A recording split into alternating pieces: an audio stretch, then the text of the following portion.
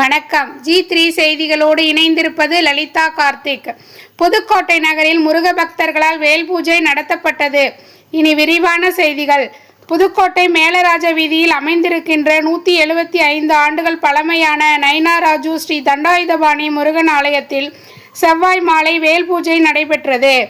பக்த கோடிகள் முருகப்பெருமானை வழிபட்டு வேலுக்கு பூஜை செய்தனர். இந்த வழிபாட்டில் ஏராளமான பக்த கோடிகள் மெய்யன்பர்கள் கலந்து கொண்டு தங்கள் பிரார்த்தனைகளை முன்வைத்து வழிபாட்டில் ஈடுபட்டனர்.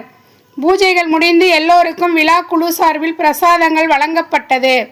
G3 செய்திகளுக்காக புதுக்கோட்டை மாவட்ட செய்தியாளர் சுரேஷ் சூர்யா.